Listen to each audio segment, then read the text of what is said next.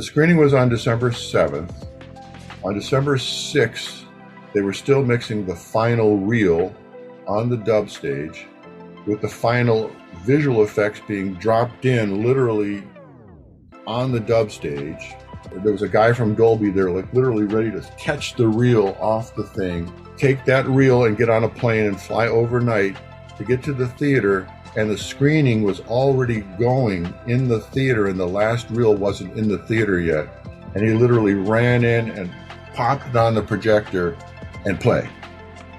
And it was down to like, it was a movie in itself to get the movie to screen that day. Hi, this is Allan Howarth. I was one of the original sound designers for Star Trek 1 through 6, and you're listening to Trek Untold.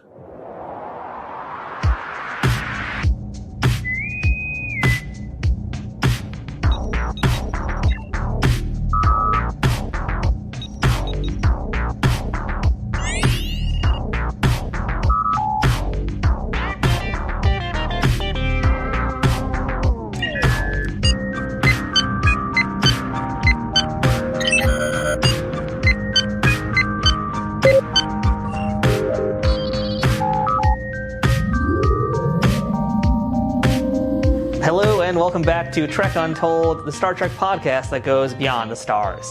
I am your host, Matthew Kaplowitz. Star Trek is known as a breakthrough hit for a number of reasons, whether it's the grounded morality aspects of it, the fanciful sci-fi elements of it, or the astounding visual effects that transport you into this other world. All of that's true, but there's another piece to this puzzle that completes the journey, and that is the sound of Star Trek. Today's guest is Allan Howarth, and whether you know it or not, you've heard his work in tons of movies you grew up with. Allan was the sound designer for all 6 of the original Star Trek films, from the motion picture in 1979 all the way to The Undiscovered Country in 91. All the unique sounds you hear are thanks to his work, which continues to influence the modern Trek series today. Beyond Star Trek, Allan has been a sound designer on Francis Ford Coppola's Dracula film, The Hunt for Red October, Raiders of the Lost Ark with Steven Spielberg, Stargate, Back to the Future 2 and 3, and many more. And he's also worked multiple times with John Carpenter in films like Escape from New York, Big Trouble in Little China, They Live, and the Halloween series. So this episode, it's a deep dive into sound design, and why this art form is so critical in making a film a success or a flop. I've said in the past when we've had guests who work in visual effects that you'll never look at film in the same way again, but in this case, after hearing from Allan Howarth, you'll never listen to a film in the same way again. But before we get into this week's episode, I have to ask you, are you following Trek Untold on social media yet? You can find us over on Facebook, Instagram, TikTok, and Twitter, all at Trek Untold, one word with no spaces. You can also become a Patreon supporter for this podcast over at patreon.com/TrekUntold. Here, you can directly contribute to keeping this show running at full power for as low as a few bucks a month. If you do this, you'll have early access to new episodes, the ability to ask future guests questions, check out exclusive merchandise, and other special benefits. We've also got an official merch store and an Amazon store filled with Star Trek goodies, so if you want to rock a Trek Untold t-shirt to the next con you're going to, or order something Star Trek related for yourself or someone else, please use the links in the show notes to help us help you. Shout out to our show sponsor, Triple Fiction Productions, makers of fine 3D printed Star Trek inspired toys and accessories for collectors of all kinds. But you'll hear more about them later on. Now, without further ado, let's beam up this week's guest. Computer, access interview file. All right, so you folks know the sounds of Star Trek. Now it's time to meet the man behind them. You know him as a sound designer and a composer, but as he likes to be referred to, he's a sonic composer, which is the coolest job title I've ever heard. Today, we are joined by Allan Howarth. Allan, how's it going today? Good morning. Here we are in the west coast of the United States, and we're in my workspace studio. We can see synthesizers and guitars, and what you can't see is all this computer keyboard interface stuff. And this is where I work every day. Yeah, that is the coolest studio. I love looking at composer studios, and they're always so different. They kind of reflect who they are a little bit. But not even just that. It's just so much fun seeing the different things that are around the person and how they inspire the artist. And you got like a lot of cool guitars on your wall. I see you've got some They Live merchandise behind you too. It seems like a fun place to work. Yeah, no, and actually, there's less gear now than there was in the '80s when I was doing this. So much of it has become now software, but there used to be fleets of keyboards going down all the walls because each one had its own unique sound and function. And a lot more tape recorders. You'd see a lot of reels of tape, 24-track machines, 8-track machines, 4-track machines, because before digital recording, it was analog recording, so it was tape. So having multiple decks for different functions was part of the deal. Yeah, we're going to get into some of the tools of the trade because I really want to get really granular with you. Since we got you here, you are an expert. I want you to get as granular and technical as you want today. So that's just me letting you know. Feel comfortable to throw out all the lingo you got. Cool. Yeah, we're going to get up to that a little bit later on. I wanted to kind of start things off here with you, Allan, and that's by asking you the first question I ask all my guests on this show. And that's, what's your earliest memory of Star Trek? Were you a fan of the show growing up? Okay, so I'm going to put a date on this so we can get focused. I'd say it was about 1967, 68. I remember sort of being up all night with my band and doing craziness, and we were still up, and I put on the TV, and on comes Star Trek. And I'm going, whoa! And just got sucked into this whole sci-fi, off-world world that it created, and thought it was the coolest thing on television. It was just, I was there. I went to that space, and so followed it, as a rock and roller. I mean, at the time, I was a bass player in a rock band. We hadn't gotten to the point where we had recording contracts, so we were playing local gigs. One band was called the Tree Stumps. The one at the Star Trek moment was called the Renaissance Fair. My influences were Jimi Hendrix and Pink Floyd and all that kind of prog rock and echoey, spacey stuff. So Star Trek fit right into that bag. So you actually had a band essentially devoted to the sound of Star Trek. Not devoted to Star Trek, but it influenced. Influenced. Okay, it's kind of like that sci-fi sort of sound, maybe we'll call it. Yeah. It all matched. It all where my head was at and where that Star Trek was at all was in the same space. That's really cool. And the music we played obviously was covers of the Doors and Pink Floyd and Quicksilver Messenger Service and Jefferson Airplane and whatever was popular that people wanted to hear when we played. Let me get a little bit more background information about you, Allan. Can you tell us where you grew up, who your parents were, what they did, and what little Allan wanted to be when he grew up? Did he always want to be a rocker? Was that the plan? No, that didn't come on till high school. Little Allan grew up in New Jersey, specifically in East Brunswick. Little Allan had an affinity to art, though. I was an artist kid, so I showed talent in drawing and painting and coloring books and stuff like that. And the drawing, painting, sculptor kid is the one I started becoming in school. But as a side note, my dad had a little 12-key accordion up in the attic, and sort of it was interesting. And I had a cousin that played piano, so there was a piano at her house. So sort of plunking around on music keyboards was part of the deal. And then I remember in the third grade, they have this program where they test all the kids for music aptitude, and they send a little letter home and say, hey, your kid showed music aptitude. You should think about renting a musical instrument from us, right? So they were pushing musical instruments. And so I took that as, I could do that. I looked at the school band, and at the time, the musical instruments that were in the band were just the band. There was no guitars, there was no keyboards. So the coolest instrument I thought in the band was the saxophone. So I went for the alto sax. So I played alto sax in the school band that was going up through, grade school, junior high to high school, and still keeping sort of the art card up front. And there was this moment in junior and high school. I was the president of the art class. I was the one that was going to be the professional artist. And this girl, Kathy, that was in the art club, said, hey, my boyfriend Dave has this band, and wanted to know if you wanted to sit in for a session. They're playing at a sock hop at the girls' Catholic high school. And we read charts, right? So it was like dance band music, da da da da da da da da da da. And I went and played. And at the end of the night, he handed me $80. And my eyes went wide.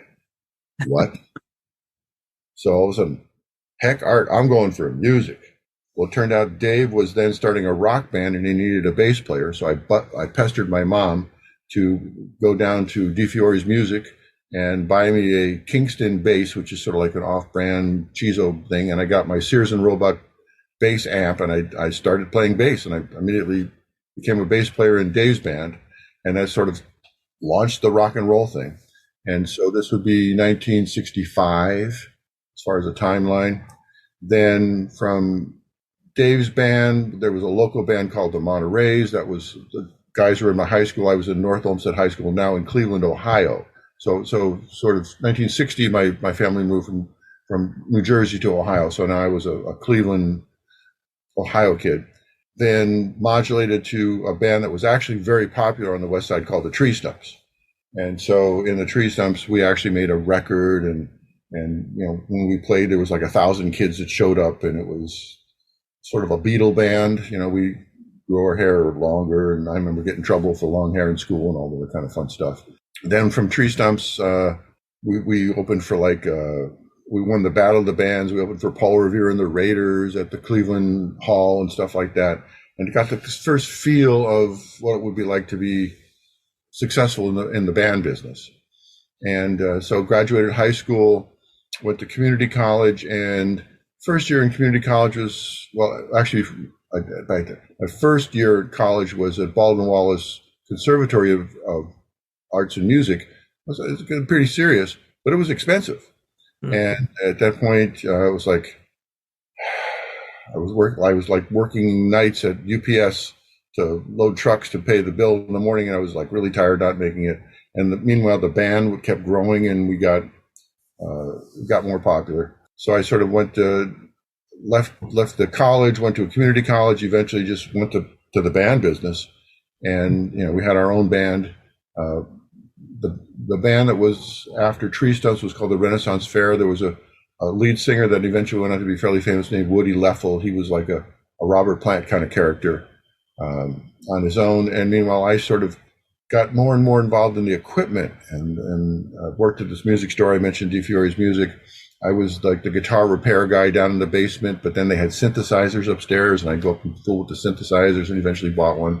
I was really attracted to electronic music. So at one point started my own original band where I started to write music, and that band was called Braino, which was sort of like caustic music, and that's where we really did the Pink Floyd thing.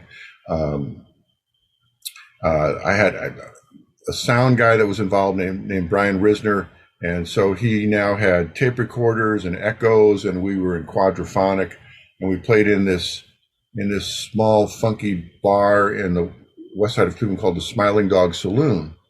So it became like every Tuesday night Braino played, which was just the off night. We could kind of be as crazy as we wanted, but we had the gear, because remember, I was in the music store and I had acquired all the stuff.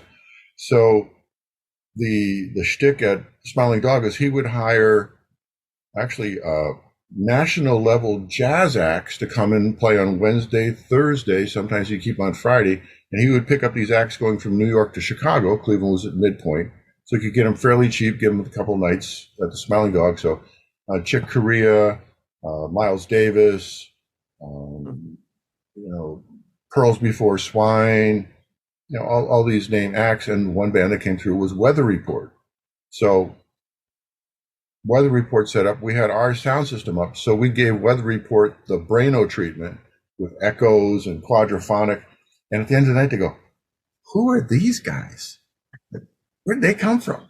And the club owner there, a fellow named Roger Baum, said, you should take one of these guys on the road with you, because you're setting up your own gear. They know everything, and look at all this cool stuff. So Brian actually went on the road with Weather Report. This would be 1972, 73. Became their first road guy, the house sound mixing, et cetera, et cetera. About 4 years later, Weather Report now had made the record Heavy Weather. And so they had now become a national touring act. And the keyboard player with Weather Report, a fellow named Joseph Zawinul, now had sort of a Rick Wakeman ensemble of synthesizers. It just wasn't one. There was a big setup. And so Brian said, hey, you want to come out on the road and do Joe's keyboards? It's too much for me to handle. besides the rest of the band. So the lineup at Weather Report at the time was Joseph Zawinul on keyboards. Wayne Shorter was the saxophone player, and he was, heir apparent from Miles Davis and John Coltrane, that kind of stuff. The bass player was this fellow named Jaco Pastorius, who eventually became famous in his own right as the sort of the progenitor of the fretless electric bass. And he was genius in his own right. And then several drummers were at the time, but the guy who kind of stuck with it was Peter Erskine. So at that point, that got me from Cleveland to Los Angeles, being the road technician for Weather Report. And I traveled the whole world with him. It was just great. And there was a whole education of improvisation, because these guys play different every night. They have a framework they play on, but everybody does their thing in their solos, and it's they're doing jazz. So that improvisation, after 4 years of sitting through all that stuff, really impinged on me on how I compose and make stuff up. So I can jam. I mean, I don't need to write anything down. I just can go for it. So that, I think that really flows into how I work now. The technology really supports the idea that you can literally just turn the computer on, put it on, and just start playing. The idea of pencil and paper and doing all that stuff is not in my diet.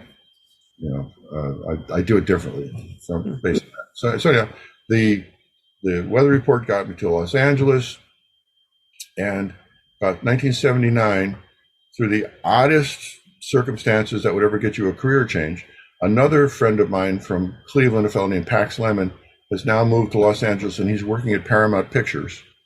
And this is the roundabout way you ended up working in Star Trek, basically. Exactly, and that's what got me into Star Trek. Was he was working in a transfer bay, just making copies of tapes, and these two sound effects editors, Richard Anderson and Stephen Flick, were having a conversation about how they needed somebody who knew about synthesizers for the movie.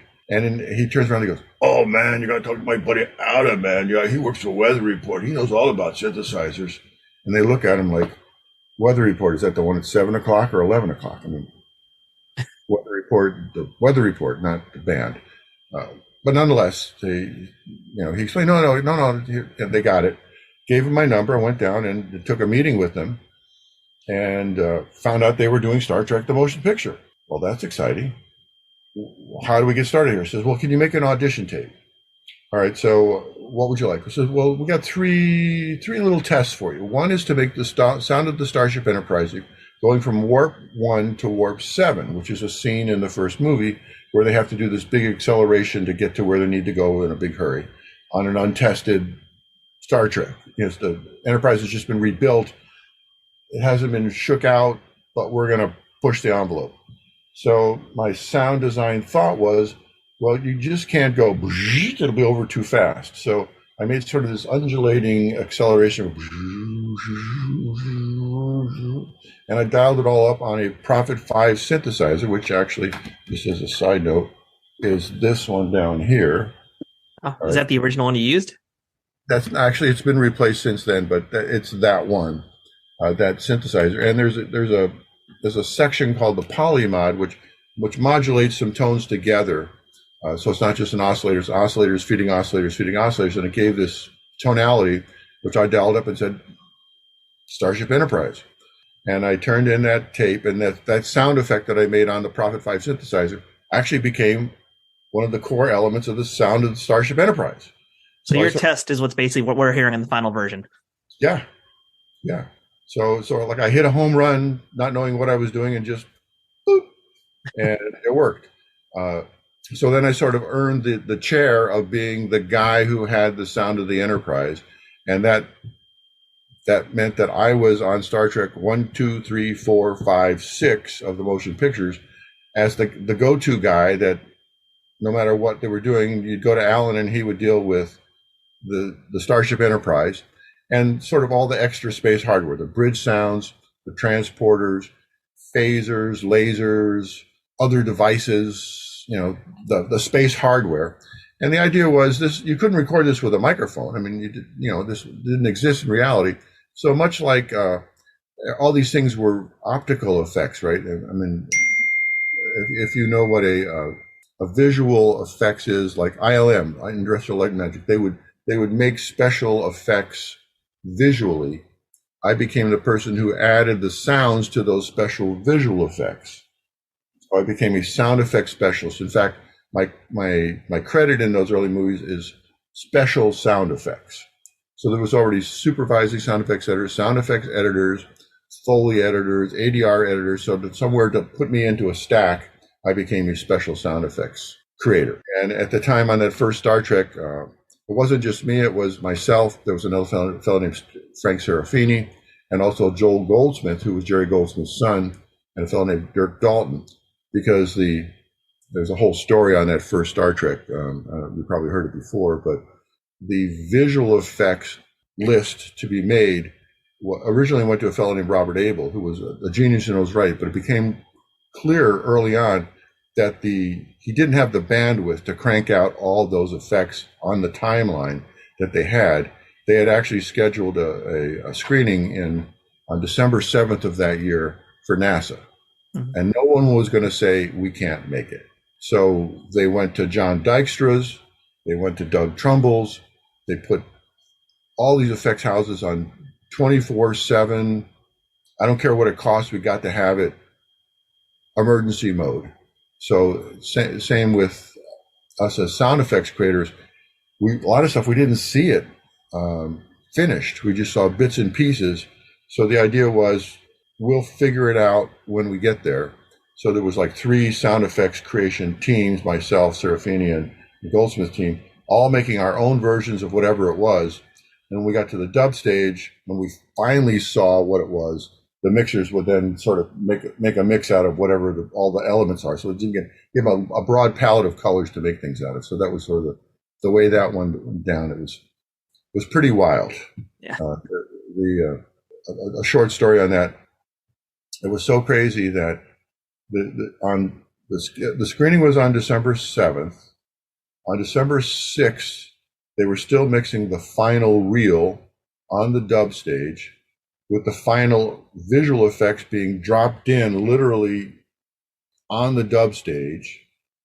And then that mag sound literally there was a guy from Dolby there, like literally ready to catch the reel off the thing, run to the lab, shoot the optical, take that reel and get on a plane and fly overnight to get to the theater. And the screening was already going in the theater, and the last reel wasn't in the theater yet.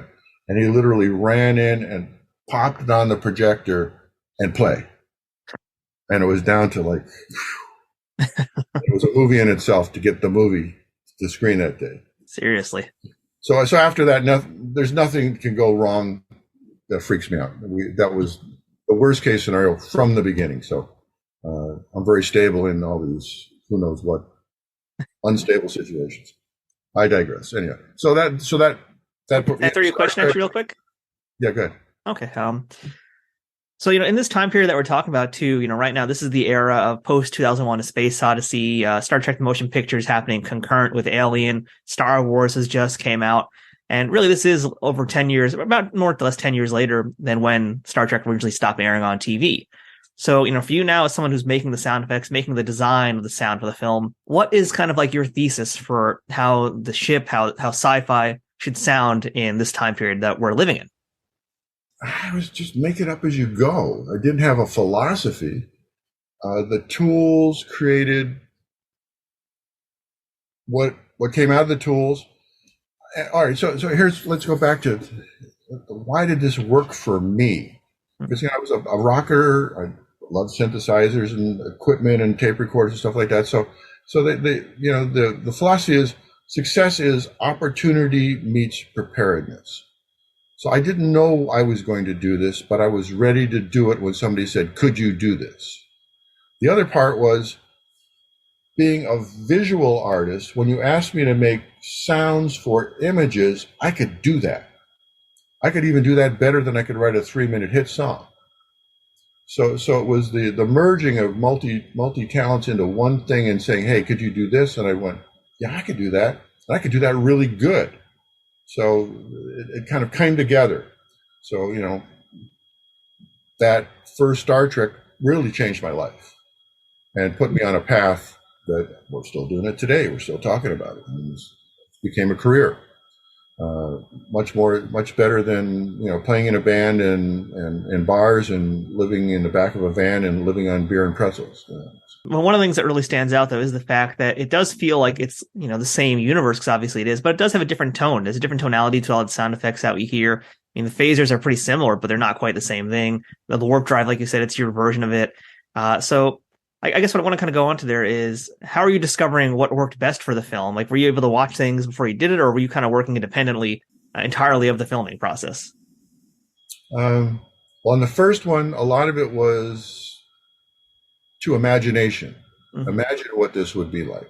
Later on, the Star Trek 2, 3, 4, 5, 6, we saw more of what it was going to be. Things were more on schedule. I actually have a shot of the Starship Enterprise flying by at what speed it was going to be at. The length of the warp drive you'd see it. So timings were better organized, and then also was able to integrate videotape. Whereas on the first one, I had no picture. I'd see it on a moviola. Actually, one thing I did as a little quick fix to get some timing off the thing is I'd go down there, and with a little cassette recorder, I'd record the dialogue to a cassette recorder, so I at least had the sound, and I knew how long the scene was, because the dialogue would say, Warp 1, Mr. Sulu, da-da-da-da-da-da-da-da-da, and the dialogue would at least be something that I could put up and use it as a timer for how long the scene was and what did I need to do there. So I was doing, synchronization was kind of loose in the beginning, but at a certain point we could synchronize a videotape and the tape recorder and literally paint electronically. So that was, the technology was coming. So you also know that first Star Trek was one of the first Dolby stereo films. And we were pioneering, because before that, movies were mono. So what was happening in the world of Dolby and THX and theater sound was being upgraded from mono to stereo to surround sound. So that was all enveloping around me providing special sound effect services. But then what else kept growing? And here we are with Dolby Atmos and 16, 20, 30, 60 speakers in the theater, and what can you do with that now? So I've taken the ride from the beginning to where we are today. So I think my experience level is, I would get expert when it comes to that, live the whole thing. So back to the sound design concepts is what we asked. What does this say? So certainly I listened to the transporter, the original transporter. That was a foundation. It's going to still sound like the transporter. But this was the new, improved with Levin and in stereo with more elements. Mm-hmm. So what you do in sound design is you're making sound effects from a stack of sound effects. So it's a little of this and a little of this and a little of this, like a layer cake. And then some mix and blend of those becomes the new sound. The other thing that was an eye-opener for me was, again, a Mr. Synth and Mr. Tape recorders, but the sound effects editors were asking for organic sounds. It couldn't just be electronic, it had to be real. So the tape recorder art was something that I ramped up on really fast, because now we have digital samplers, but at the time, tape recorder was your real sounds. So I had an analog, called a TAC 8-track, half-inch 8-track tape recorder, with some noise reduction on it. So it was a pretty good machine, and I had modified it for vary speed. So I had on a knob the speed of the tape deck. Rather than being fixed, I could go from 0 to 30 IPS in the speed of the tape recorder. So I could speed the deck up and down, and you could also put stuff on backwards and play with stuff backwards on the tape recorder. And that was your exploratory organic sound creation machine. And then I would then do stuff with that and record whatever happened there to another tape recorder on a fixed tape, so that got captured, whatever you did with tape art. So there was a lot to speeding up and slowing down and vary speeding, et cetera, et cetera. In fact, at one point I had the sound of the Enterprise on an 8-track, where I had the original Star Trek, original Prophet 5 audition sound, an air conditioner sound they called Room 13, which was like a kind of organic room sound, I would then vary the speed of the tape recorder for the acceleration and deceleration of the ship in 8 tracks. So then the 8 tracks would then go to the dub stage so they could fool around with the blending of those elements. But I was basically Sulu at the time, but as an audio designer. And so I would watch the movie and fly the ship on this tape recorder and then give to the sound effects editors a track that was the right length with the right up and downs. Because again, remember, they're just on a fixed machine, a movie, although that it just plays whatever you put on it at a fixed speed. So all the manipulations had to be done before it got to the sound effects editors. So that was one of the roles I had, and I continued on with that. And then all the other space hardware, like the bridge background, or sometimes the telemetry lights are blinking and stuff like that. So the idea of making things that were synchronous to the image was what I grew into and learned how to do all that stuff. A lot of fun. Trek Untold will return momentarily. Trek Untold is sponsored by Triple Fiction Productions. Celebrating 15 years in business in 2023, TFP creates 3D printed Star Trek and sci-fi inspired items that fit into any collection. Whether you're a cosplayer who wants a Starfleet phaser, a Bajoran tricorder, or a Klingon dagger, or a toy collector looking for that special accessory or diorama to make your figures truly stand out, Triple Fiction Productions has exactly what you need. And for you figure fanatics, that includes products that are the perfect size for Galoob, Mego, Playmates, and everything in between. All products are 3D printed in the US, with new designs constantly being updated on their website. Repeat customers can sign up for TFP's loyalty program for free, where the more you order, the more discounts you receive. TFP also has a Pay What You Want section, where clearance or misprinted items are available at a discounted price. Best of all, every product can be shipped worldwide. As a special bonus for listeners of this show, Trek Untold has a special discount code just for you. Enter Untold10 at checkout for 10% off of all orders with no minimum purchase required. That's 10% off using Untold10. To see all of their products, head to triple-fictionproductions.net. Or to stay up to date on their newest products, find them on Twitter, Facebook, and Instagram. Triple Fiction Productions, where something is only impossible until it happens. Hey, I'm Licia Nav, aka Ensign Sonia Gomez from Star Trek TNG, and now Captain Sonia Gomez on lower decks with her own ship, the Archimedes. Yay! I finally got a promotion after 25 years. So anyway, I'm here to talk about drivebydogooders.org. It's a little charity I run where we go to the outskirts of Skid Row, and from our car windows, we hand out basic human essentials like water, wipes, cold stream cheese, socks, tarps, masks, t-shirts, things to keep people warm. So we just think that everyone deserves clean water, some protein, and a way to clean themselves, especially during Corona. We also hand out masks to those who really, really need it, who live in tents on the street, mainly the disabled and elderly who have a really hard time getting to services. And we do all of this with no agenda, just pure giving, no overhead. If you'd like to go to the website and donate, it's 100% tax deductible. And if you click on the donate button, you can go right to the $35 option and pick a signed autograph picture of either the Star Trek The Next Generation or Lower Decks, or Total Recall, where I played the 3-breasted mutant hooker on Mars, and that's the X-rated version. Put in the comments section your address and anything you'd like me to write, and I'll personally inscribe it and mail it off to you immediately. And again, that's drivebydogooders.org.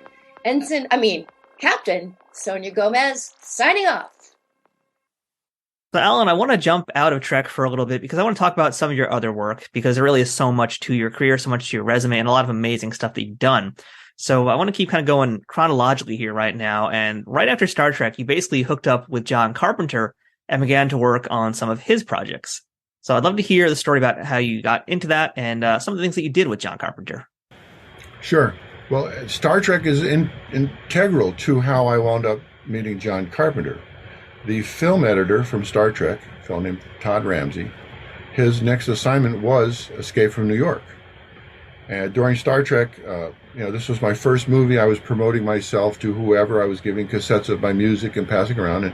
And Todd liked me and, got along. And I delivered some stuff that he thought was pretty creative. So while he's now working on Escape from New York, he's having interaction with John Carpenter. He's the director in the room with him editing.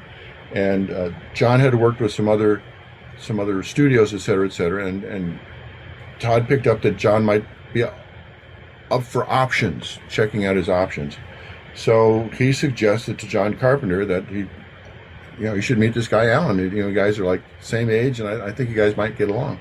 So John Carpenter came over to my little dining room studio where I'd done all the Star Trek work and sat with me for about 3 hours, and I played him music and sound effects, and we talked in philosophy. He and I are the same age. He's from Kentucky. I was from Ohio at the time. We had a lot of the same bands and music similarities.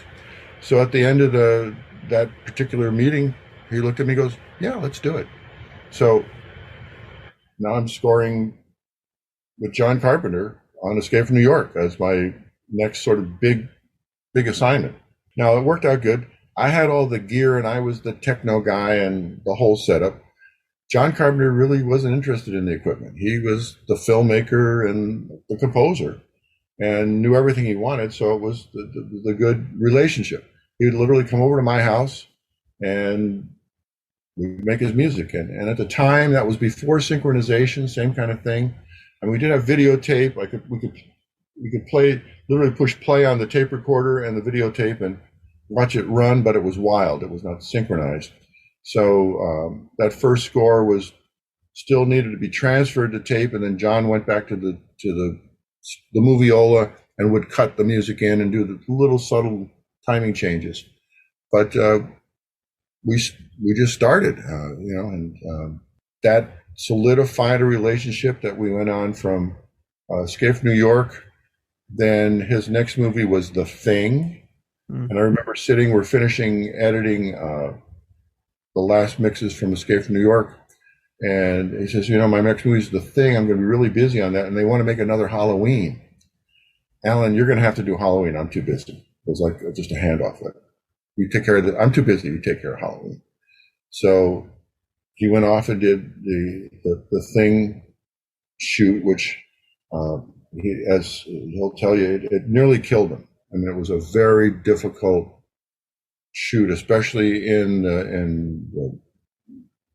British Columbia, in the snow, and some really serious environmental issues with ice and snow, et cetera, et cetera. A lot of challenges.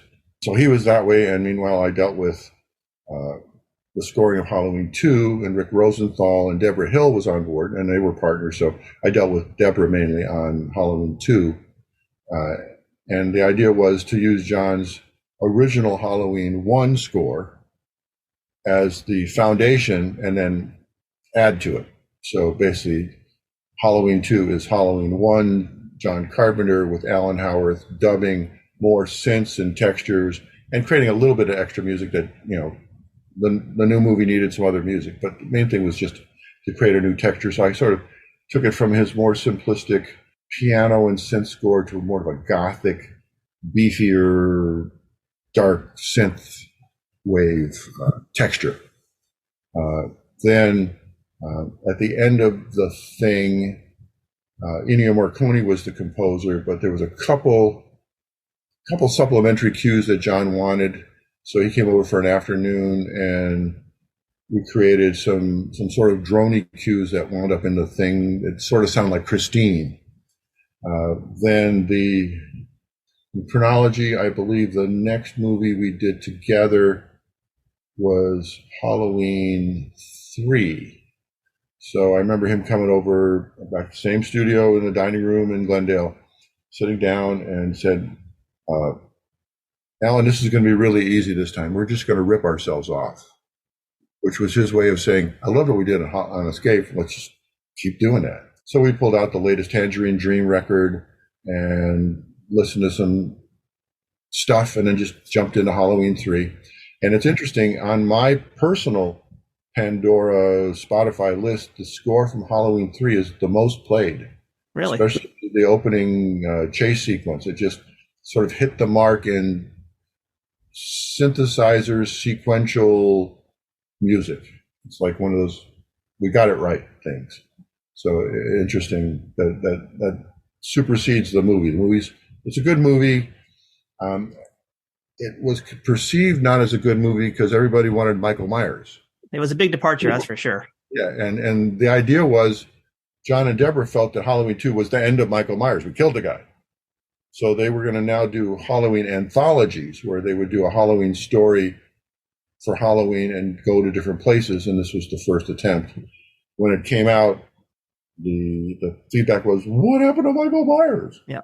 So then John and Deborah said, okay, well, producers, you do what you want, just send us our checks.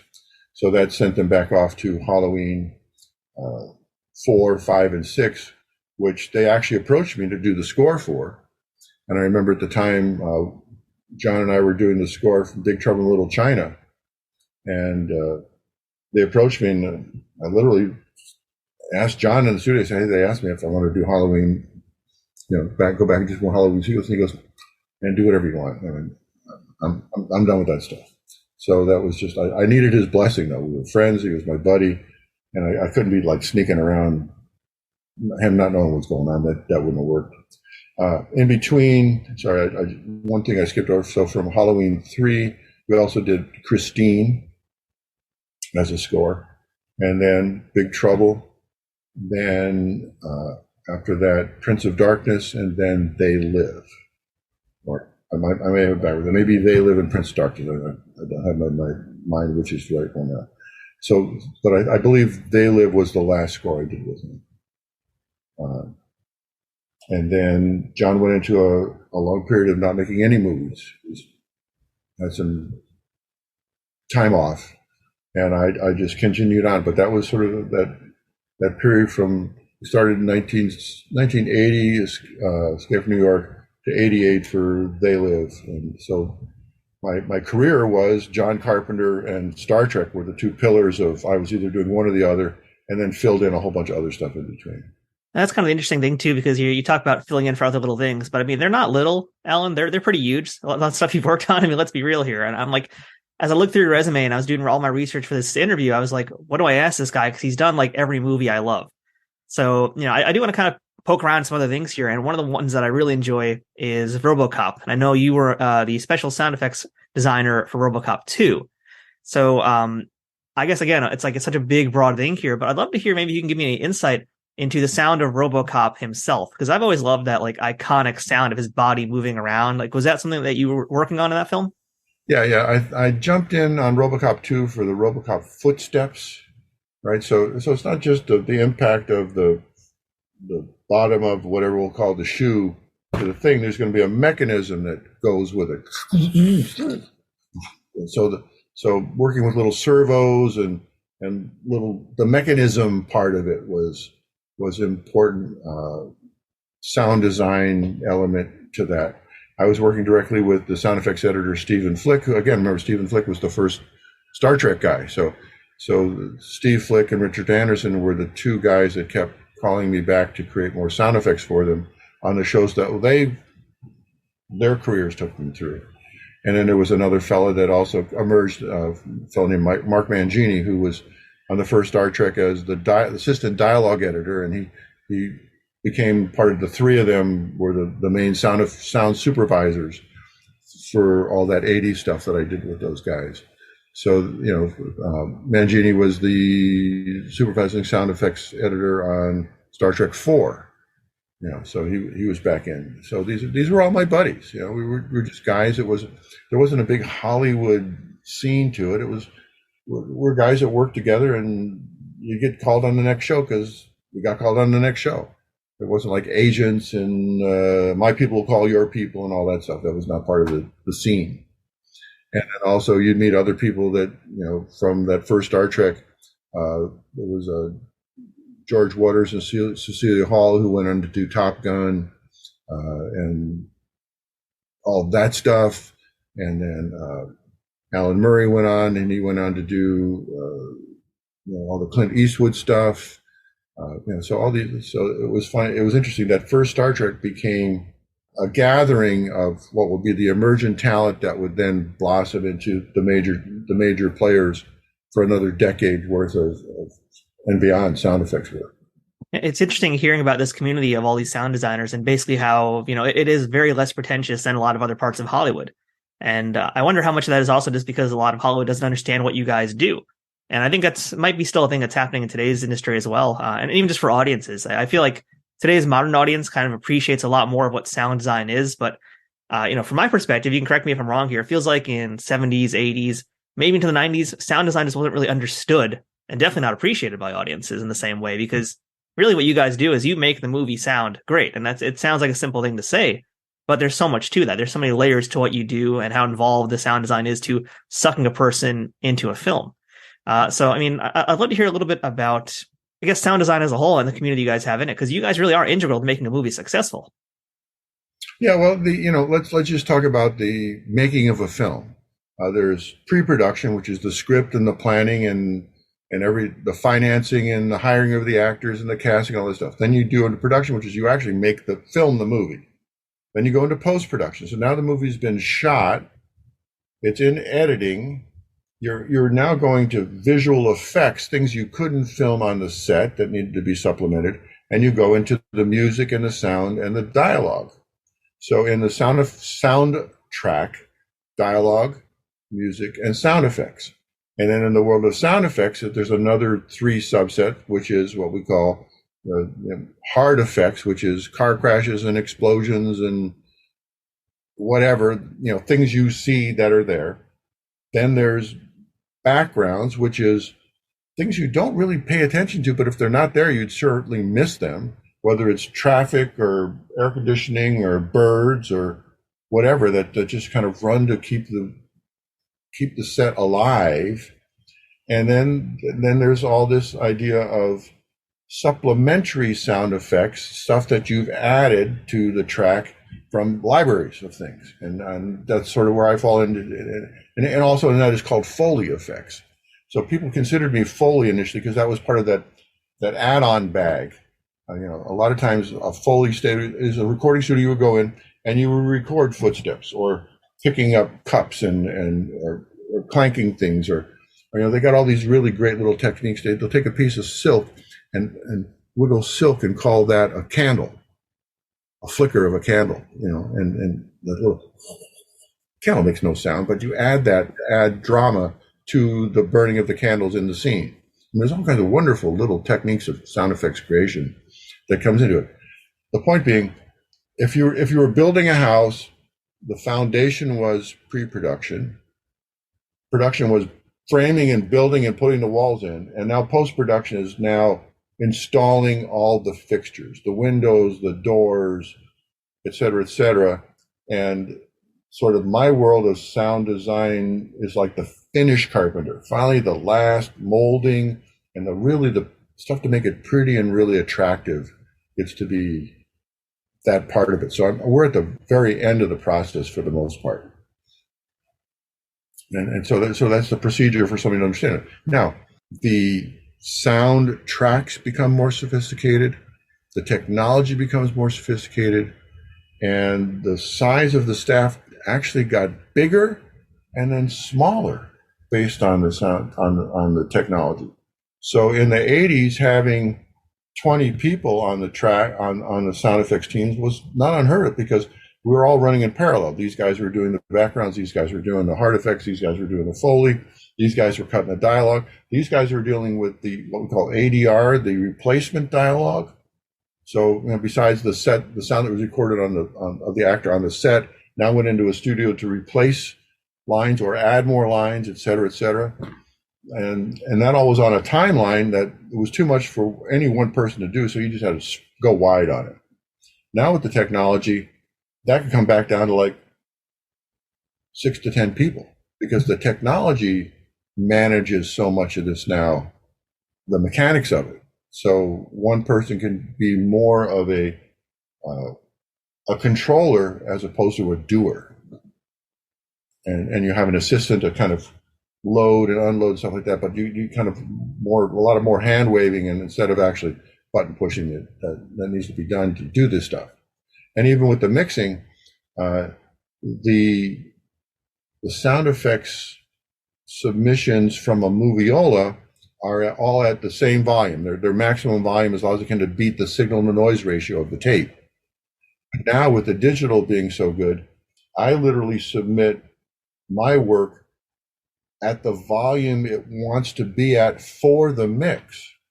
So literally they can set the fader straight across and hear the scene basically already mixed and do slight variations, but they don't have to go and really do a lot of work to sort through my work to make it finished. So again, the technology allows us to add our, as we're making it, judgment calls and technology. So that's all changed over time. And then also just media in general, you never knew who a sound effects editor was.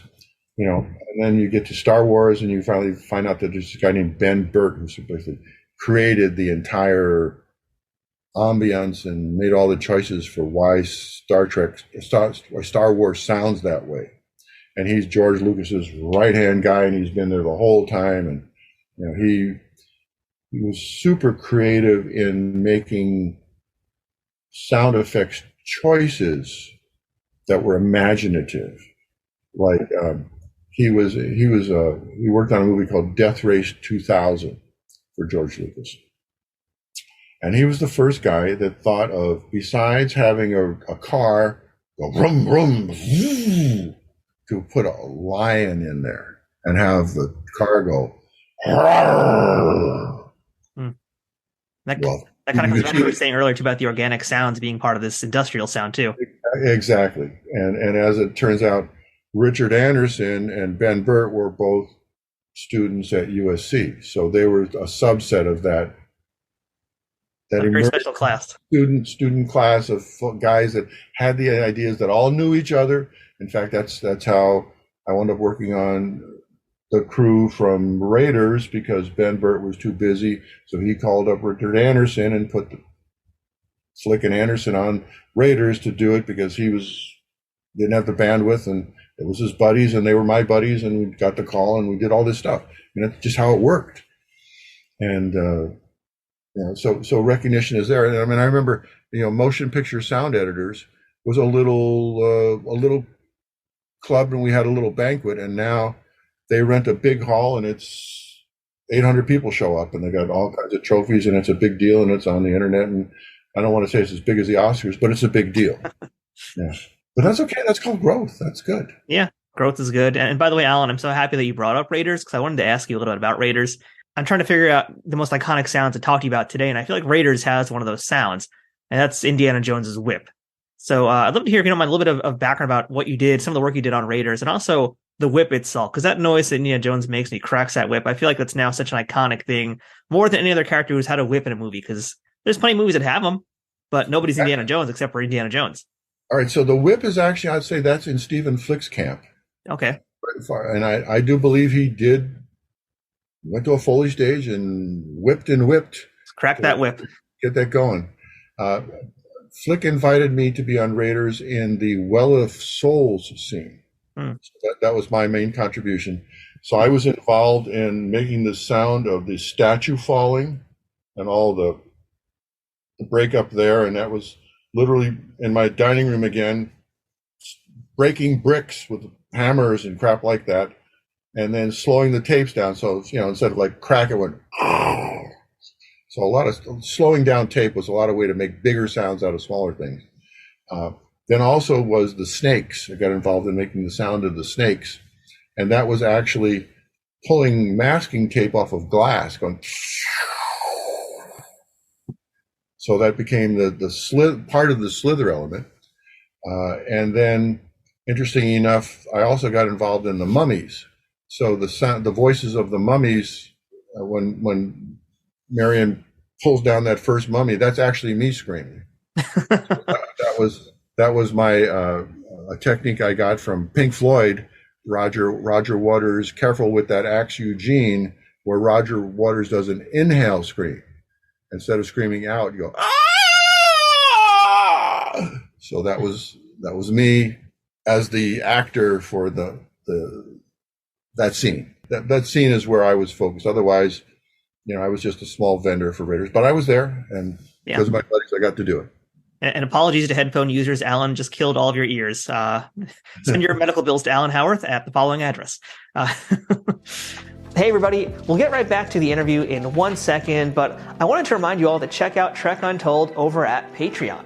Patreon is the best way to directly support creators of things you like through a monthly subscription of an amount that you can choose. Trek Untold has a few different tiers already with different benefits, ranging from early access to episodes, the ability to ask a future guest questions, exclusive merchandise, and other bonuses that I'd love to offer, but first I need to grow that Patreon community to do that. Trek Untold has been around since mid-2020 and has grown a ton since then, thanks to listeners and viewers like you.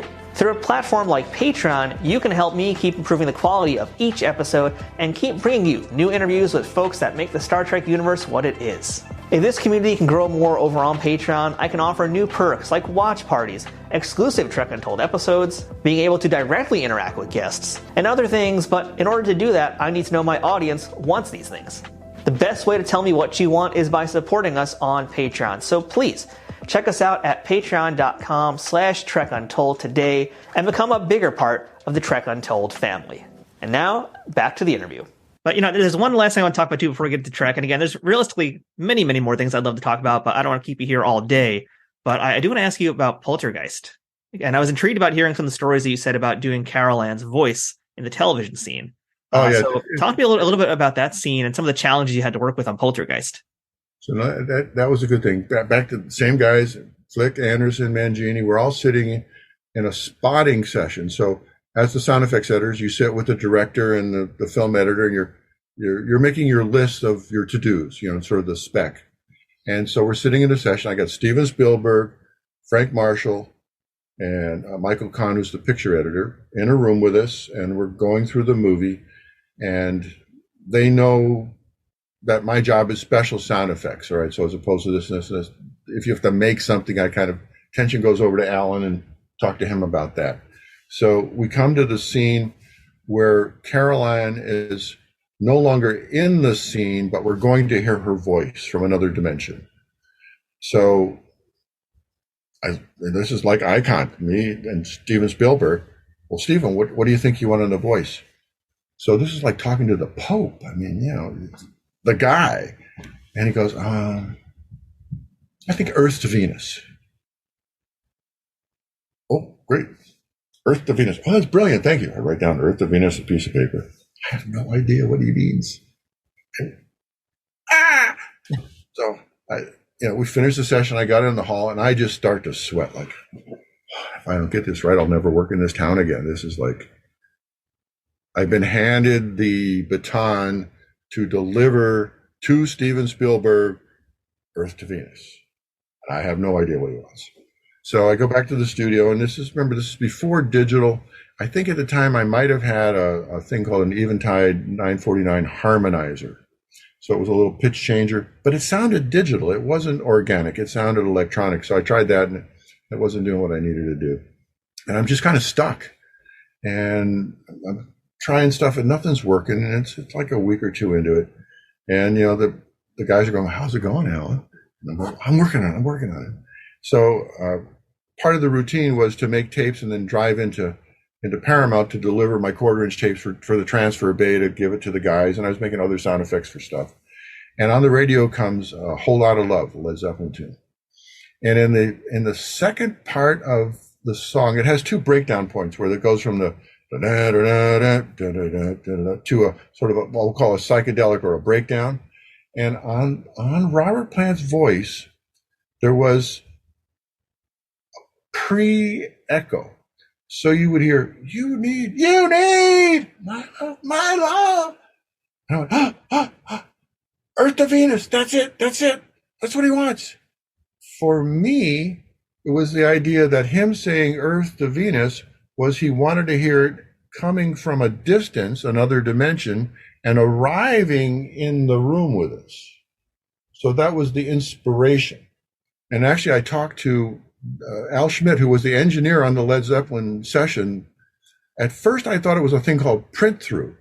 which is a technical problem with analog tape, that if you print a sound with a lot of magnetism and then it wraps around to the next wrap, a little bit prints through to the next layer, and it makes these echoes. And I thought it was a print through accident, but I actually talked to him about this. So I told him this story. He goes, "Oh, no, that was headphone bleed." So it turned out that when Robert Plant was singing, there was another take playing on headphones on the floor, and it leaked into the take, and they liked it and kept it. So it was a total accident on Led Zeppelin's part, but that inspired me for Earth to Venus. So now I go back to the studio. I take the sound of the little girl's voice, Caroline's voice. I put it on this 8-track machine. Remember that I had to make the sound effects on. I put it on backwards, and I played into reverb as a backwards sound. So instead of mommy, it's going into reverb. I record that with the varying the speed of the tape recorder. So the reverb is not just straight reverb, it's going as it goes through. And I do 2 passes, one for the left channel, one for the right channel. Another pass turned around the other way for the surround channel, because this is in quadraphonic. So we want the sound to warbly come into 2 dimensions, actually be the sound in the center channel to hear whatever she's got to say, and then dump into the surround. So it flies through. And that became the sound design, and that's what you hear in the movie. But I had no idea what I was going to do till I did it. It was just pioneering, as they say. Now, the interesting anecdote is that particular solution I hear over and over again in modern film. Even in the most recent Star Wars, where Ren and the other character are doing telepathic mind communications, it's the same effect. That is how you do interdimensional voices. It just became, well, do that. That's what. So you're the pioneer of interdimensional voices. That should be on your resume somewhere. Well, I had to do it, and thank you, Led Zeppelin.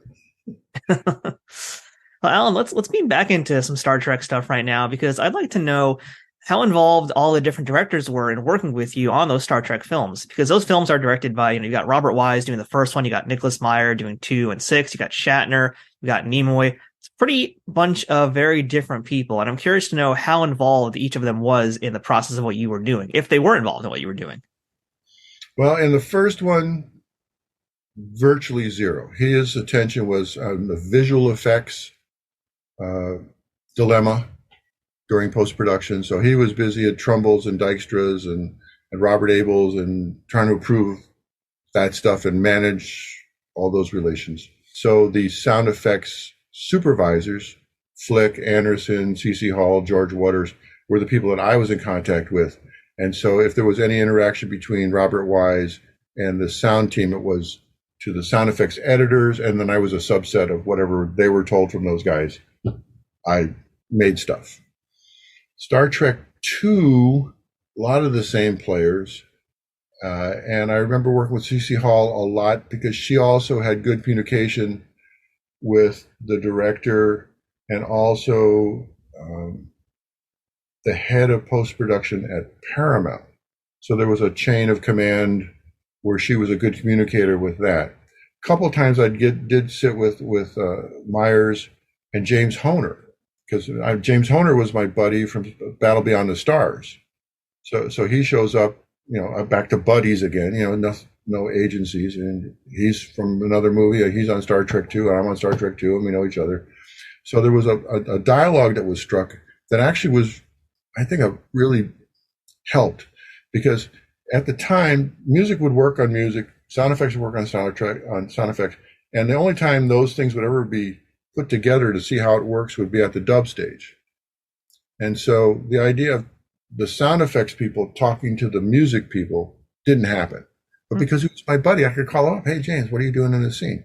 So there was some discussion about, hey, let's think about this scene because there's going to be a lot of low frequency in the sound effects.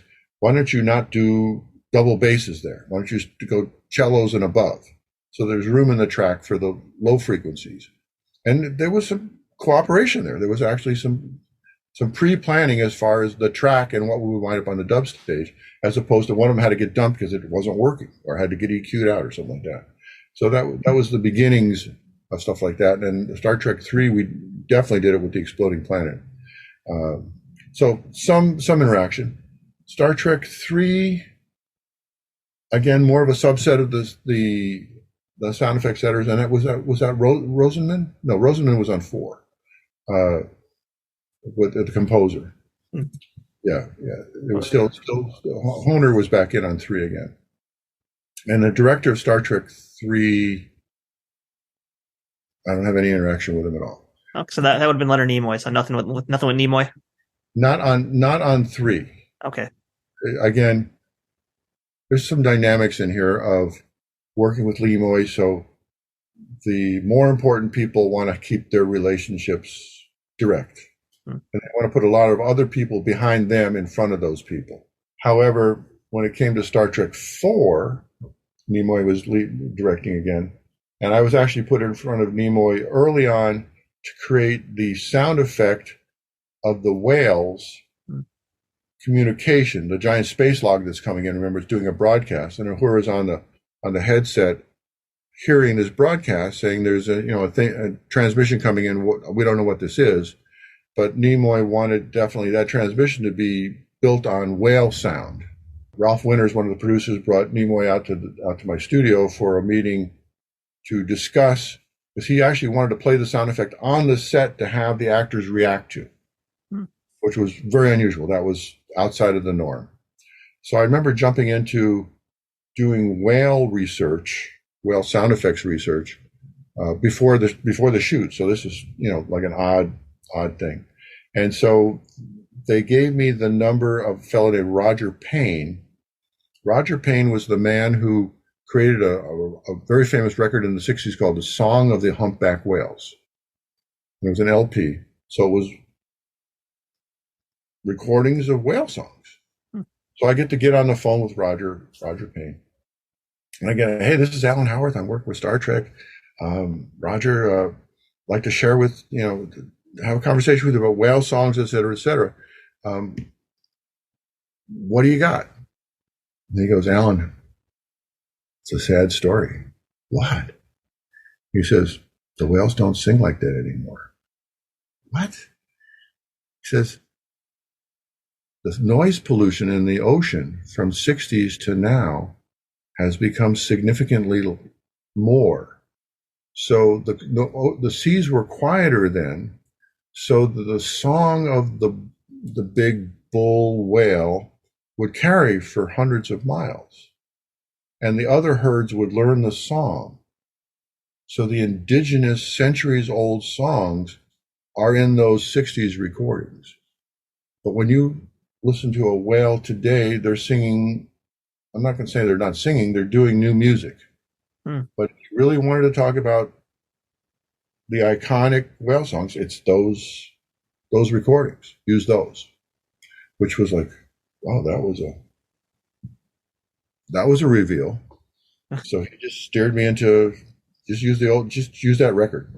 So I now take the humpback whale sounds, and at this point, this is like, I have an Emulator 2 keyboard, which has got like 17 seconds of digital sampling in it. So it's coming around now. Instead of the tape recorders, I got a keyboard that'll do it. So I take the sounds of the humpback whales, and because I'm going to be speeding them up, I put it into the keyboard at the lowest note on the keyboard, knowing that I'm going to speed the whole thing up several octaves. So that it's down there, is the whale sound. You speed it up and go. I'm going, this sounds like birds. What if I put birds in here? So I put birds at the highest note on the keyboard, and I slow it down, and it sounds like whales. I have this God moment, like, there really is a creator. There really is a supreme intelligence that designed this third dimensional experience. And it's just been revealed to me in having the same songs from these two different species. And in many ways, whales are the birds of the sea, and birds are the whales of the air. It's all connected. And it was like, it was a moment. It was a huge moment. And I share this story when I do the Star Trek conventions, because it's amazing. But the speed up whale things, we gave that to play on the set, which they did. Eventually, Mark Mangini came in and he did another version because it's, it all matured and went on. But that was a direct Nimoy moment, as you say. Star Trek V, now William Shatner's the director. So Harv Bennett, the producer, actually brings Shatner over to the studio. We want to talk about, what do you want, Bill? Bill wants to be really imaginative. He wants to do something different. I mean, he went so far as to say to Jerry Goldsmith, why don't you do the whole score with voices and don't use an orchestra? Okay. I can see Jerry rolling his eyes on that one. Good luck with that, Bill. Yeah, exactly. Good luck. And it was kind of the same experience. We were talking about how, and if you remember in Star Trek V, we're going to literally go see God, right? We're going to go to someplace where whoever's running the show is on the other side of where we can't go, and we're going to see that. So we were talking about God sounds and voices. And Shatner had a lot of great ideas, but they were sort of like film school 101. They weren't practical. So I remember walking out of leaving the session, and I'm impressed, and it's Shatner, and I'm thrilled to be in the room with him. And then Harv says, whatever he told you, tell me what you're going to do, if you can do anything with what he told you. Like, this is not gospel. We're letting him be the director. He'll do what he wants, but we still need to make this movie. So, keep track of what you got here. And then Star Trek VI, that was Nimoy again, right? That was Nicholas Meyer. Nicholas Meyer's back. Okay, so Nicholas Meyer's back.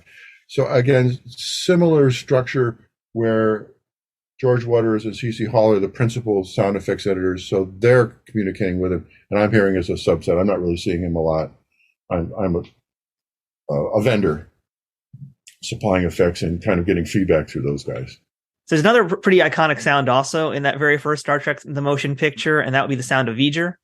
And I'd love to hear any stories about that, because that's just got such a unique sound quality to it. Yeah, no, there was a really great challenge to try to create something original.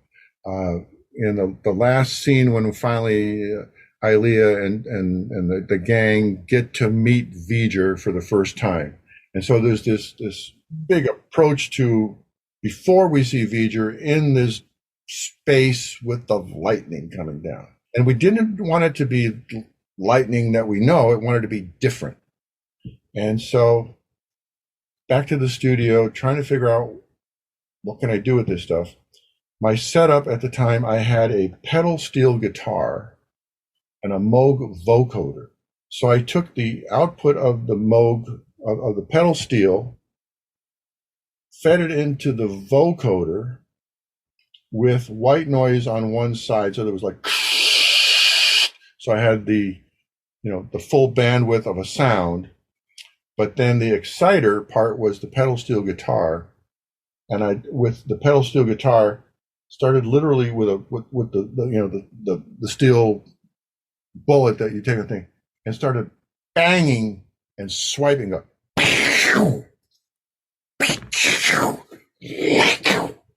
doing that kind of stuff on the pedal steel through the vocoder.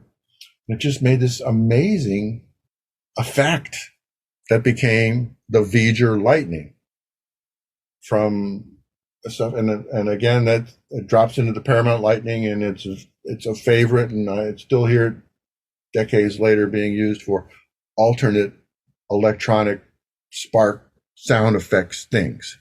But it was just another rock and roll moment of coming up with something original, because what does that sound like? Make me that. Yeah, it's so fascinating, just the journey from finding the sound effect to making it the final product. It's such a cool thing to do. Yeah, and that's what I like. I mean, my personality is I love pioneering. I mean, once it's kind of all, the book is written and you know how to do it and there's a manual, I'm looking for the next thing. I'm done. Yeah. So, going back to your poltergeist moment, your Earth to Venus moment, I'm wondering if there was any of that for you during any of your work on the Star Trek series. Probably the biggest thing was the idea of this organic sound thing we talked about earlier. Being a music guy and a synth guy and dealing with music only, opening the window to what things really sound like.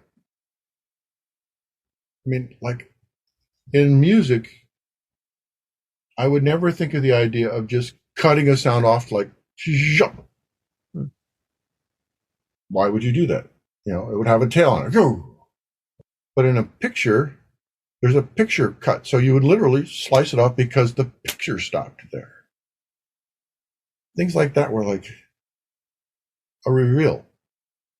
Then the idea of what does a warehouse sound like? An ambience. So I literally was able to schedule through NASA a tour of NASA facilities to record ambiences of NASA. So one of the stops was the aircraft manufacturing facility at Burbank Airport, where they were making the sub chasers, and they're recording the big warehouses and the air conditioners and the manufacturing places and the riveting and experiencing sound in real organic sound in big spaces and creating a vocabulary for what did these sound like and what did it mean. That was the beginning. Then I actually was able to go to JPL, Jet Propulsion Labs in Pasadena, and do field recordings there. And they had some pretty amazing stuff. They had vacuum chambers where they would it was a 70-foot vacuum chamber, and it had this big vacuum air door that would close to seal this chamber where they would be able to put equipment in there, suck all the air out like it was in space. The mechanism was this giant space door, which I recorded that, and that's in every Star Trek from then on as a big pneumatic door kind of thing. So that I got from there. I also got the NASA control room for satellites recorded. Then there was also the ambience of all the computer room. So back in their server room, remember this is 1982, so it's not like you could go anywhere you want now, but this was all the high tech stuff. So just the little fans and the beeps and the hard drives and all this stuff, having those kind of textures to now integrate organically was another sound effects lesson. And then the big one for me was I got to go to the Rye Canyon secret lab where all the hypersonic aircraft testing facilities were. And so that was so secret that I wasn't allowed to see it, but I was able to put my tape recorder in the hallway and give the microphone to one of the guys to take it in and run it and record it. And so that was places where they would put models of jets and all this other stuff. And that's where they developed the SR-71, et cetera, and they would run the wind tunnels, in this case, the jet tunnels, and have all those kinds of sounds. So I began to get this palette of really interesting real space hardware to use as part of the palette of building things for Star Trek. So that was pretty good. And then also I went to the Lockheed Martin sound effects library, and they gave me a free run in there. So the field recordings of those guys, wherever they went, was done. And I remember there's one in there. There was an F-104 jet flyover, which I used forever. And somehow the guy was in the field and the jet went past and at full tilt. And that's the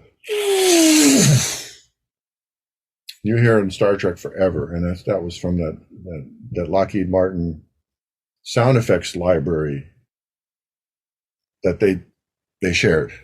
So yeah, I recognize that noise. Even just by hearing you do it, I recognize that noise instantly. Yeah. I mean, it's so classic. And so it wasn't a modern jet, it was an older jet that was noisier. Because now modern jets are made to be quieter and quieter and quieter, and they do this stuff. But to be a sound effect, it was from those days. There's something from I'll imagine the 60s or something like that. It was really a chance to explore film sound in a great way and sort of have the credentials to get to places that you wouldn't normally get to. That's pretty astounding, some of the access you had just because of Star Trek, just because really the film industry in general, what you've been able to do and accomplish and places you got to go. But bringing it back to Star Trek real quick, one last time here. You got to work on all 6 of the original series films. If you had to pick a favorite, which one would it be? Which one is one you were most proud of, let's say? Oh, Wrath of Khan. And for sure, because the chaos of Trek 1 was down to now we could really focus and get it right. So we established so much on Wrath of Khan, get it right, that got recycled several times. The other one is Star Trek 6, actually. By then, I had a thing called a synclavier system. So that was the really big dog digital sampler keyboard. And I had, back to a Satori or a reveal moment, I had never thought about this until I got to a digital editor. I was working on making the sound of the Enterprise flying over. And in that scene, there's this big, gorgeous, long flyover. It's not just it's like going to last for 4 or 5 seconds. And so having a big, long, powerful pass by, I need to create that. How am I going to do this? And for whatever reason, I had the idea of taking explosions, putting them backwards, back to reverse sounds again, taking a sound in reverse and splicing it onto the head of the sound going forward.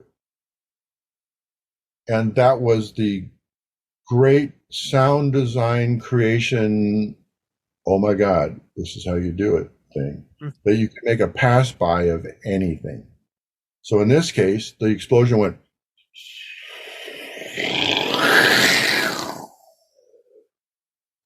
right? So the explosive part was masked by the fact that it peaked and went again. So it wasn't a bang. It ramped into it and went out. But from then on, you could make a pass by of anything. You could make it out of anything with an impact. You make it out of forks dropping. I mean, you could make it out of bullets. You could make it out of sneezes. I mean, you could make a pass by out of anything.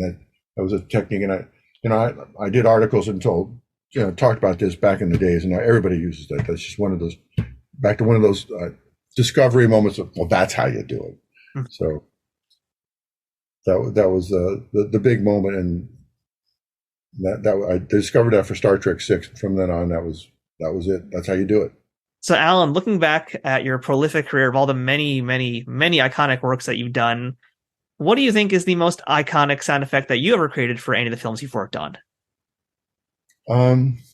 Actually, it was identified as the greatest sound effect of all time by my colleague Frank Serafini, and it is this pass-by effect we talked about for using the reverse explosion pass-by sound effect.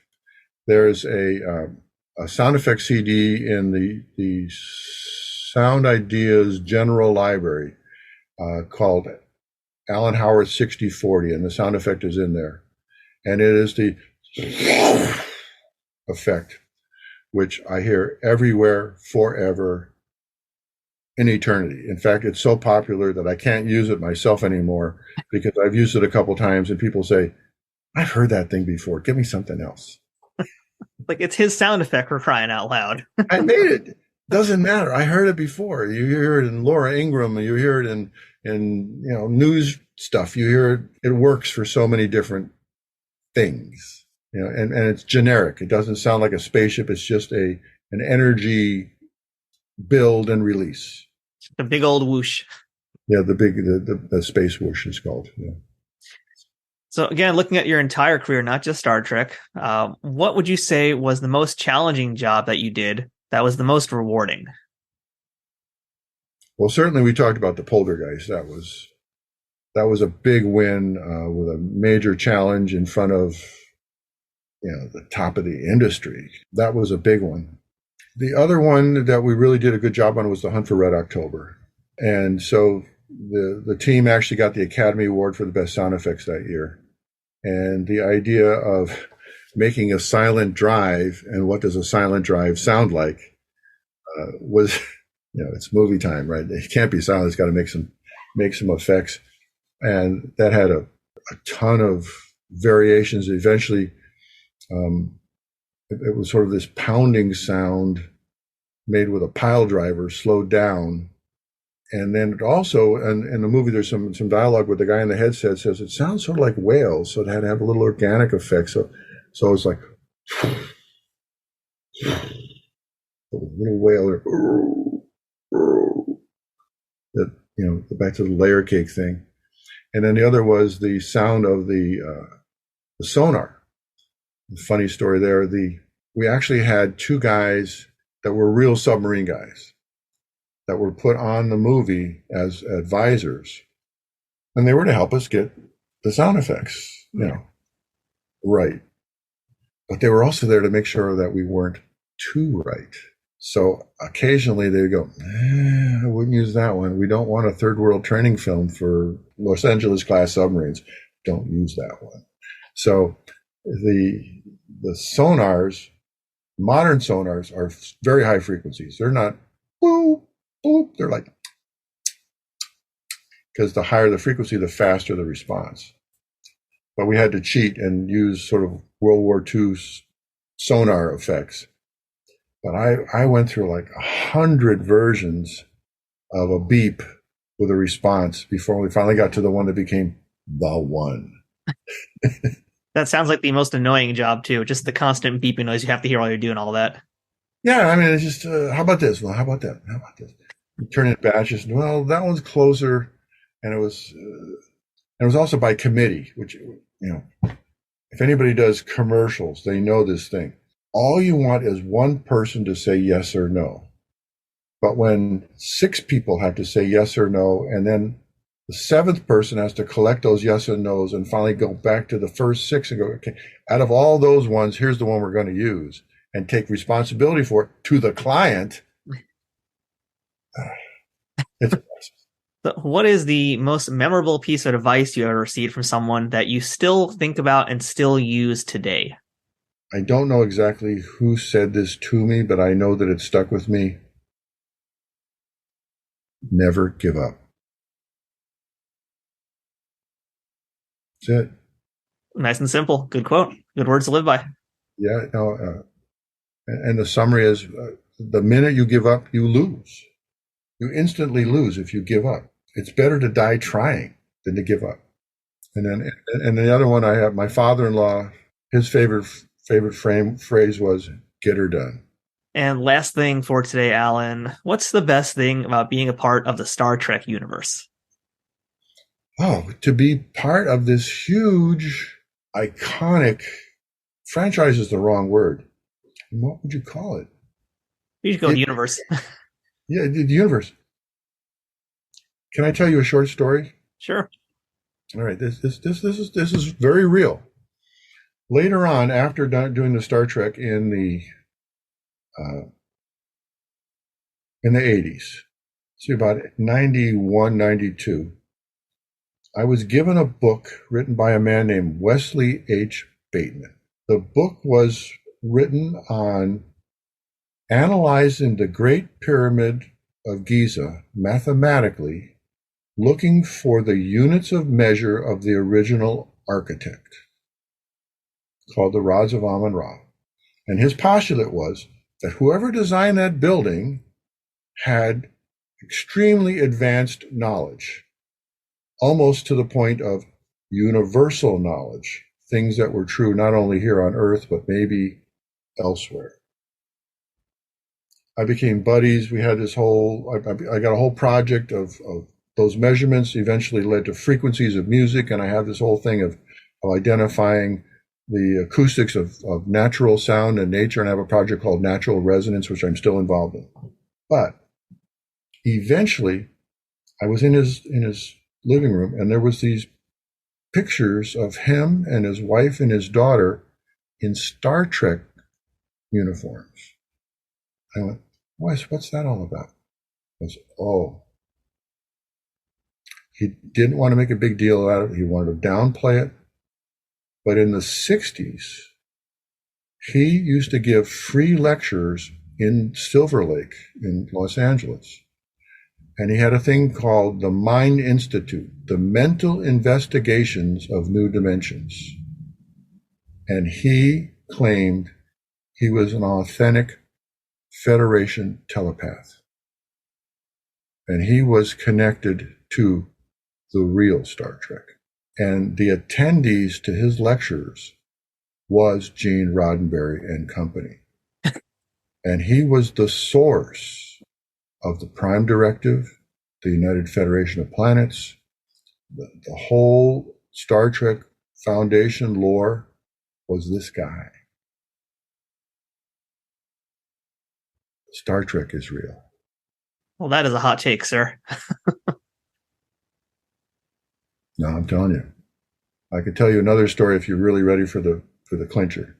All right, go for it. All right, so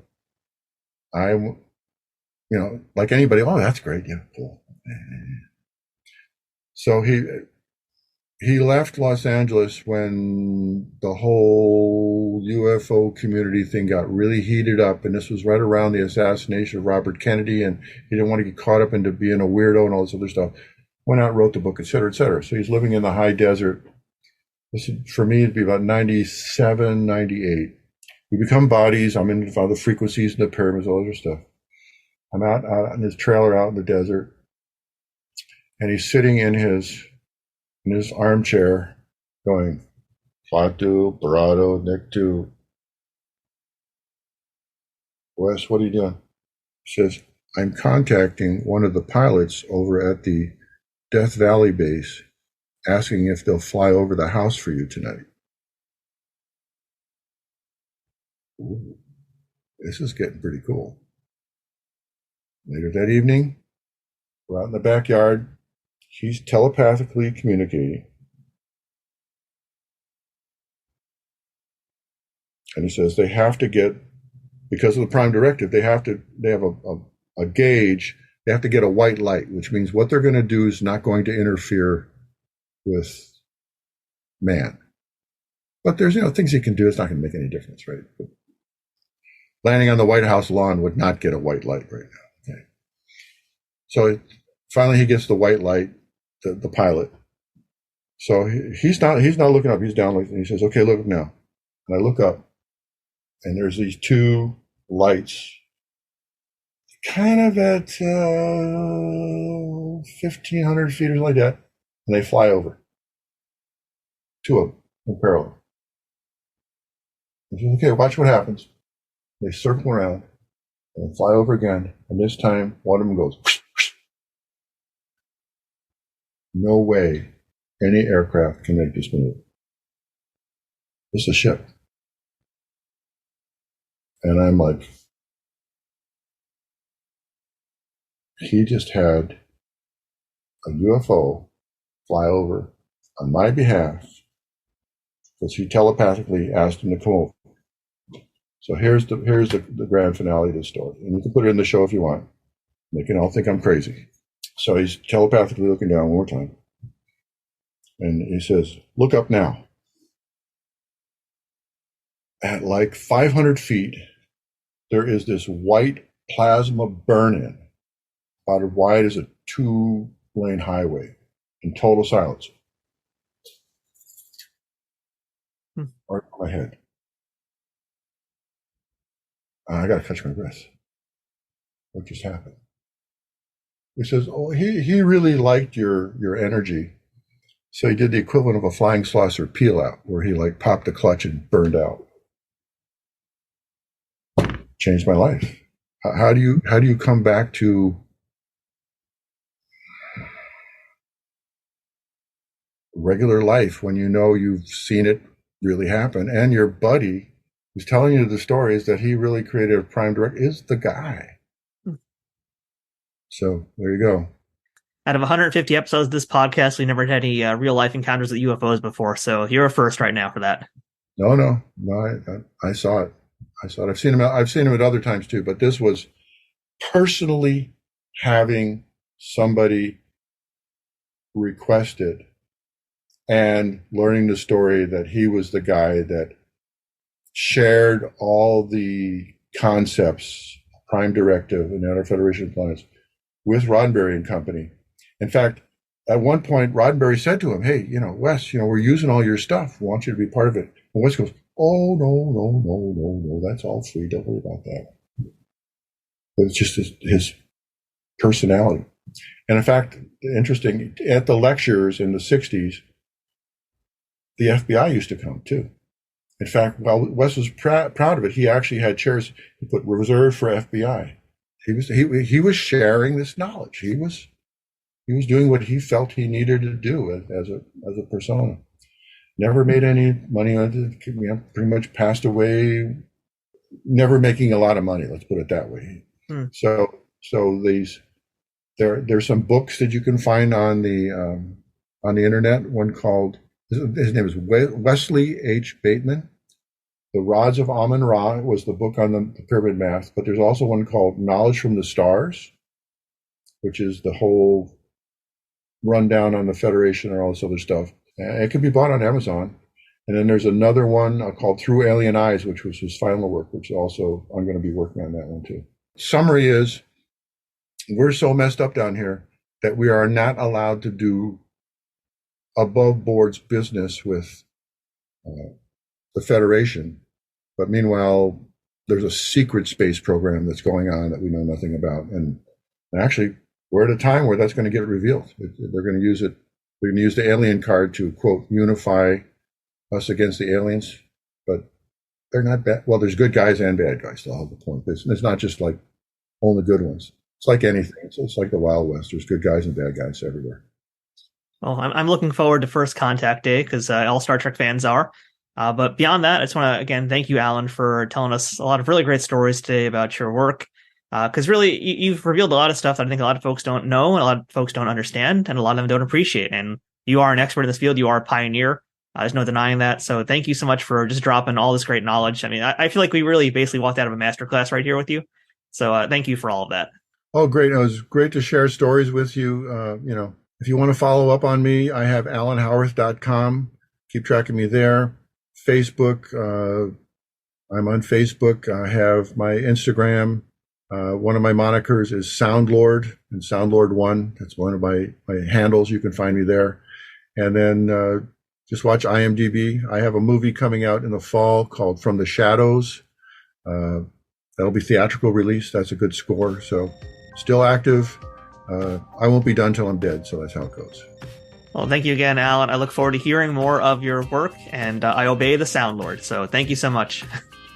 That's it for this week's show. Thanks again for checking out Trek Untold.